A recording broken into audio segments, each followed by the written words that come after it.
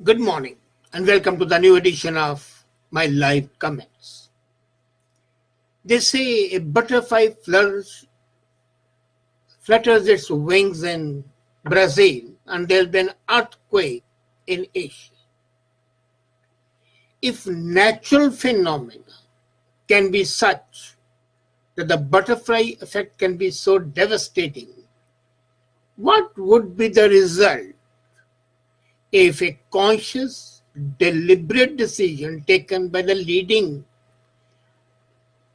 economically and politically advanced nations take regarding another country? I'm referring to a resolution adopted about 1 hour earlier, just 1 hour back, by G7 and European Union. And these G7 countries and European Union have rejected and denounced the recent presidential elections in Venezuela. And not only that, they have also opposed working with them. The G7 nations, led by Canada this time, and European Union say that the newly elected Maduro regime is solidifying its authoritarian grip on the people of Venezuela and the people suffering from lack of human rights, serious deprivation, and so on and so forth. Now tell me one thing. A, the elections have just taken place. Just taken a few days back. And there is, of course, a constant friction between the government on one hand and the legislature on the other, for the simple reason that the legislature is controlled by the opposition groups. And in jumps the fight of the two organs of the government in Venezuela. And in jumps European Union and G7, considering themselves to be God's appointed agents on the earth to keep every nation in check. Maybe it is the old idea of white man's burden still troubling the conscience of G7 countries and European Union. They asked President Maduro to restore constitutional democracy in Venezuela. A, who are they to decide what's constitutional democracy? Every country's concept of democracy differs. Some democracies tend to be authoritarian. Even in India, we have a trend toward authoritarianism. It was there in Jawaharlal's time, it was there in Indira's time, it is there today. Now, this authoritarianism automatically would be there because when they have absolute majorities, they are not beholden to the opposition till the election date. And that being so, Indira was called authoritarian, wasn't she? But does that mean at that time President Nixon or Diefenbaker Trudeau here, Pierre Trudeau, I mean the father, should have intervened in India and said, no, you will not run the country this way? It's for the country and its citizens to decide who they are and how they want to be governed. Why do the outsiders need to poke their nose? When Pakistan had the first military intervention way back when Ayub came into being, India did not say that this is not being run, nor did USA say, nor did Europe say. When the civilian government in Burma was thrown away, there was not a murmur. Today is a murmur today, but not at that time. When Philippines dictator Marcos was ruling with an iron hand, USA and Europe, whole of it, and Canada was supporting that dictator. and pray. They talk of the human rights to about Venezuela. What about the human rights in Saudi Arabia? What about the human rights in Albania? What about the human rights in Nigeria? What about the human rights in Niger, Somalia? You can keep counting. And then is the pot black. What about the human rights of the indigenous women in Canada?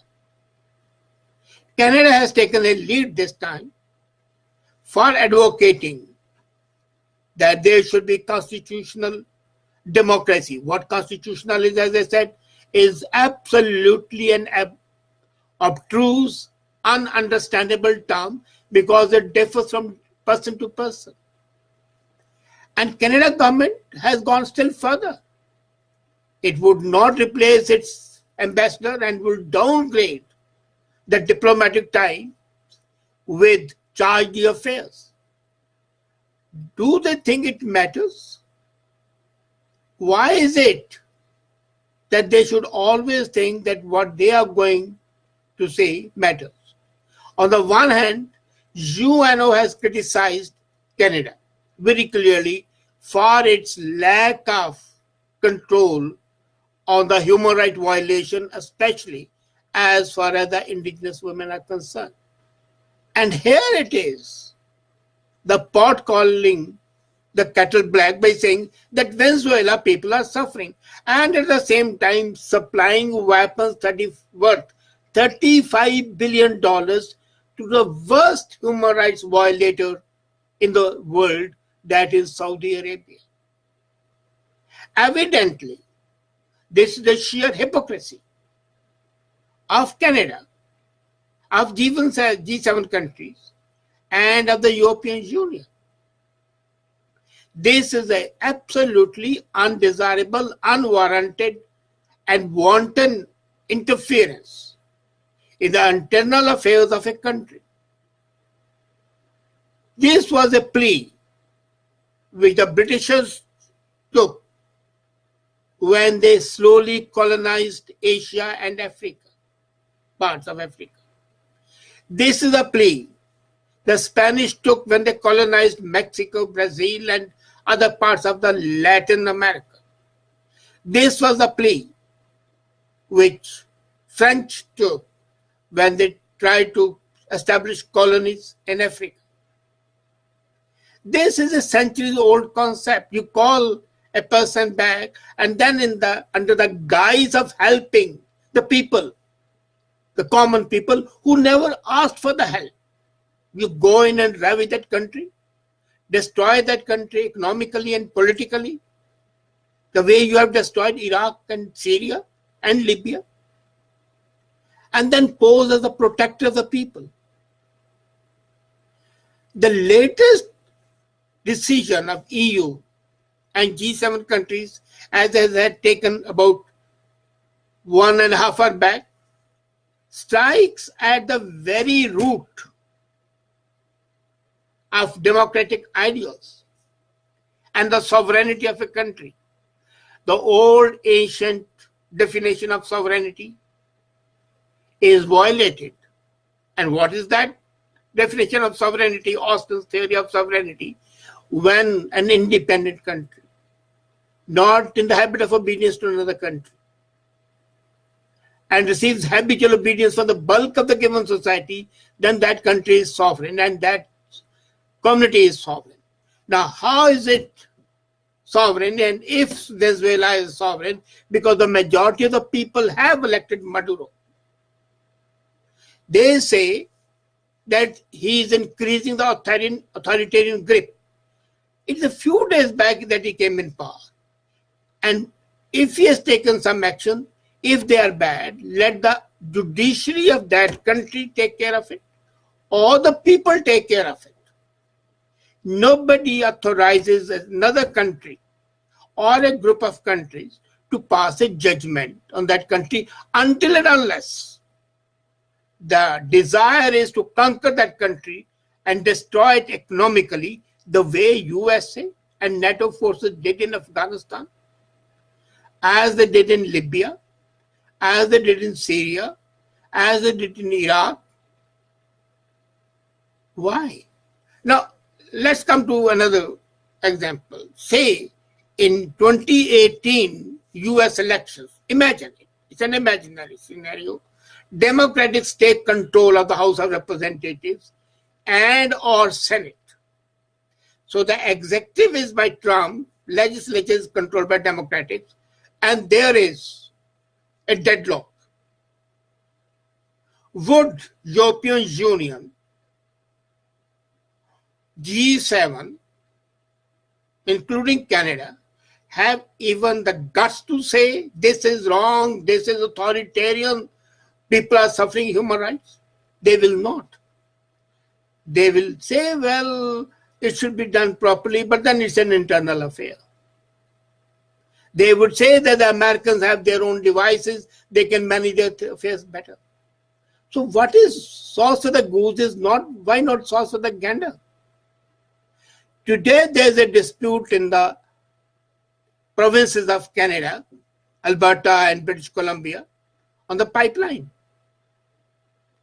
How would Canada feel if tomorrow Mercer, the Union of Latin American countries, or SAARC pass a resolution that Canada should ensure that no injustice done to any of the provinces? And as a matter of fact, that would be justified in that case. Yet Canada would not tolerate it. Why is it that the Westerns still think that whatever their ideas are, that whatever their notions are the eternal truth? Having seen and having observed that they have failed, and the countries whom they used to criticize are much ahead of them. Look at China.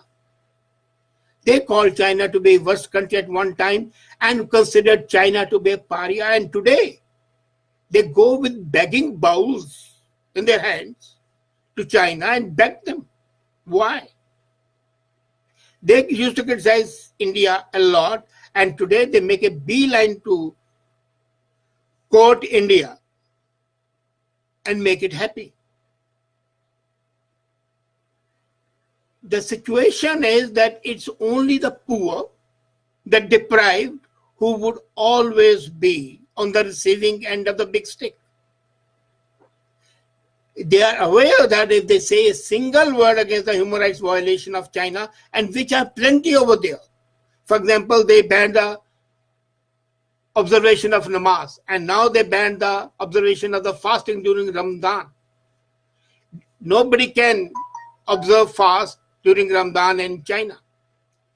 But they have kept quiet. Why? Was it not a violation of the rights of the Muslims to fast? Is it not their right to make a prayer when they want it? Who has authorized China to take this action against one religion? And yet, whole of European Union, Canada, and other G7 countries lost their tongue. As a matter of fact, they are quoting China the way possibly earlier, in the heydays of their youth, if they were ever young, they quoted the beautiful women. And here, Venezuela, a country which is economically very strong, at least it was extremely strong till a few years back. And it's the intervention of the West and the masked imperial views of G7 and European Union and USA, which destroyed Venezuela. The way they had destroyed other countries earlier. They don't want to enslave it politically, but they want to enslave it economically. And what shall be the reaction? Let's not forget they tried to cover down Cuba. And Cuba is a small country compared to that. And yet, in the last 60 years, they have not been able to make Cuba go back on its experiments and its style. How do they think that Venezuela would listen to them when Venezuela is a much bigger country and a much stronger country? So things being as they are, the action of the G7 and the European Union is extremely, extremely divisive, and it can harm the polity in Venezuela because the opposition shall now feel emboldened to oppose the president. I wish they do such thing to America, and then they would have to pay hell for that. Till G7 countries or European Union or any other West country think that they are better and more capable than others are, the tensions in the world would not subsidize. The actions of the European Union and G7 are symptomatic of a disease, rather lust for power, whether it's political or economic, and that's not acceptable. Not acceptable to Venezuela, and not acceptable to any human being who considers the value of life, liberty, and sovereignty. No self-respecting country would tolerate such a scenario. And I would call on these G7 countries and the European Union to wake up, shed the old age colonial mentality, and learn to value others, as well as do not poke your nose in the affair of others. The sooner you do it, the better it would be. Thank you.